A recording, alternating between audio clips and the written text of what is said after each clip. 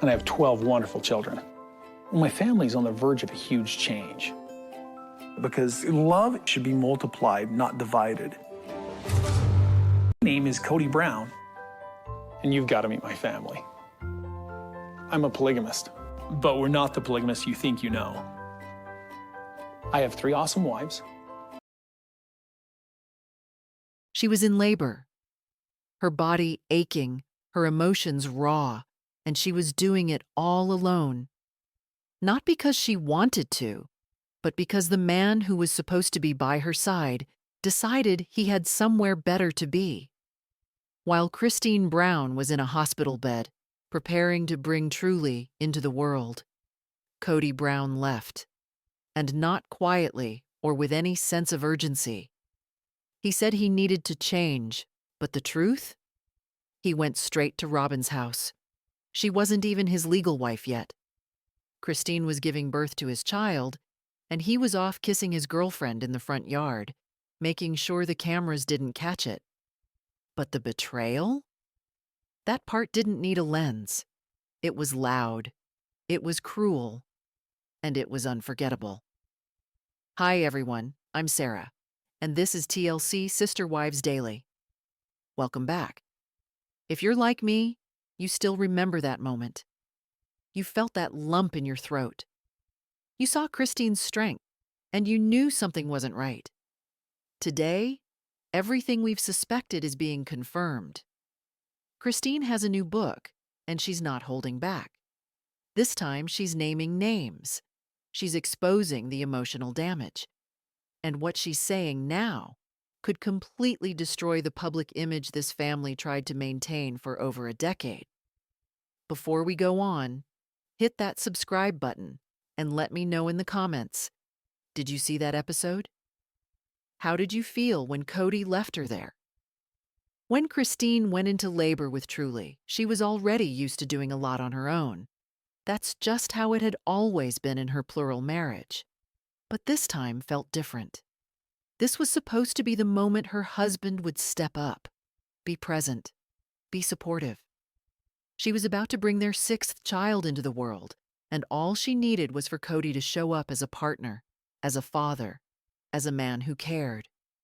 Instead, he walked away. On camera, Kody told viewers he had to go home to change. Just a quick break, that's all.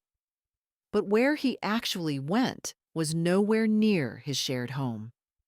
He drove over to Robyn's house. Robyn, who at the time was still just his fiancée. She wasn't part of the family legally. She wasn't part of Christine's birth plan. But for Kody, Robyn was the priority, even as his wife lay in labor with their daughter. And if that wasn't heartbreaking enough, what he did next hit like a punch to the chest. Standing in Robyn's front yard, he asked her to come outside. They spoke quietly, knowing the cameras were filming. Then he leaned in and kissed her. He admitted he didn't want the crew to capture it. Not because it was wrong, but because it would look bad. Because he knew his wife was in the hospital, and he knew this would be seen as betrayal. But that didn't stop him. He just wanted to make sure it was hidden. That moment, small as it may have seemed to him, was unforgettable to fans. Viewers watched Christine alone in a hospital room, preparing to give birth, while Kody was off playing boyfriend with someone new. It wasn't just a bad decision. It was a brutal, emotional abandonment. And it exposed something that had been quietly building under the surface. Christine was no longer part of Kody's emotional world, if she ever truly was. For a lot of fans, that episode marked a turning point. It showed how deep the cracks had gotten in the family, how casually Kody could disregard his wives when someone else had his attention. And for Christine, it may have been the first time she could no longer pretend. The public saw what she had likely felt for years. She was no longer his equal, no longer his partner. That day wasn't just the birth of Truly. It was the beginning of Christine waking up to a truth she couldn't ignore anymore. Kody's decision to walk away during Truly's birth wasn't just a one-time lapse. It was a glimpse into a much bigger pattern, a pattern that had already taken root and would only grow deeper with time. Even as Christine was lying in a hospital bed recovering from labor, Kody's heart and attention were somewhere else, with Robyn. Not long after Truly was born, Kody went on an 11-day honeymoon with Robyn. 11 days. While Christine was home alone with a newborn, healing from childbirth, Kody was off celebrating a new relationship, living in a romantic bubble with the woman he hadn't even married yet.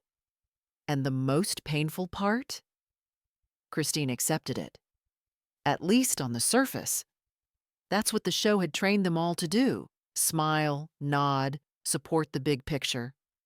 But the cracks were already forming. From the very beginning, Robyn didn't just join the family, she rearranged its structure. Kody treated her differently. He spoke to her like she mattered more. He listened to her complaints, softened his tone, showed up for her in ways the other wives hadn't seen in years. Christine, Janelle, and Mary were used to surviving in the shadows. They were the support system. Robyn?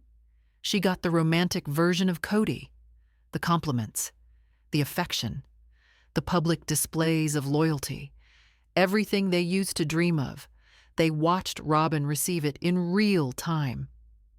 Christine's book finally puts words to what so many fans felt while watching: that this wasn't about polygamy being hard. This was about favoritism, plain and simple.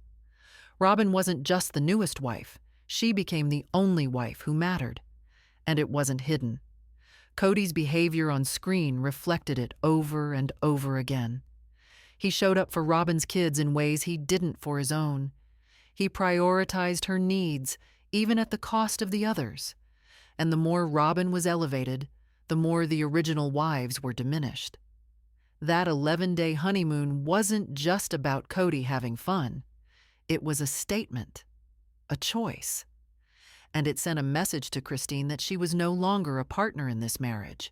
She was an afterthought. In her book, she's no longer trying to mask it. She's calling it what it was: rejection, abandonment, and a slow erasure of the life she thought.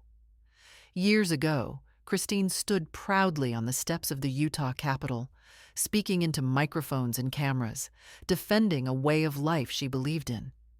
She wasn't just a wife and mother. She was a public voice for polygamy. The message was clear. This isn't abuse. This isn't Warren Jeffs. This is love and choice and faith. Christine, along with the rest of the Brown family, helped paint a picture of plural marriage that was clean, safe, and modern. But looking back now, with the clarity of time and pain, you have to ask, how much of that story was real? In her book, Christine seems to be stepping into that discomfort. There are moments that suggest she's starting to reckon with what she once stood for. Hints of regret. Reflections that may be what they showed. The world wasn't the full truth. Because while Sister Wives was airing polished episodes of shared meals and family unity, there were real women, some in Christine's own religious community, living a much darker reality. Girls being groomed, marriages arranged by church leaders, and young women pressured into silence. Christine wasn't part of that abuse, but she helped tell the story that covered it. Whether knowingly or not, she helped soften the public image of a system that had harmed so many. And that's a hard truth to sit with. Was she simply a victim of indoctrination? Was she doing the best she could with the only life she knew? Or was there a moment, somewhere in the middle of all the press and praise, where she knew the story being told wasn't the whole truth? That's the tension her book starts to touch on. The silence, the complicity, the years spent defending something she may now see differently. If Christine truly wants to heal, not just for herself, but for the women who watched from the shadows, this might be the moment to speak clearly. To say, I was used. I believed what I was taught. And I'm sorry for the way my silence helped keep others quiet too. It's not just about calling out Kody anymore. It's about looking at the bigger system and the part she played in keeping it intact.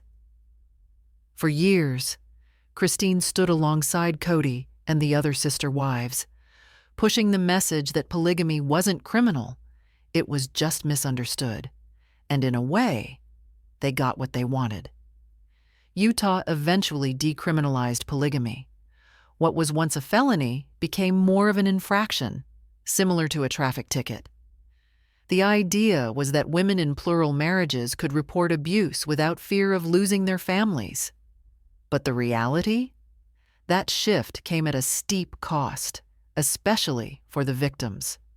With the law change came the quiet removal of state-funded reparations.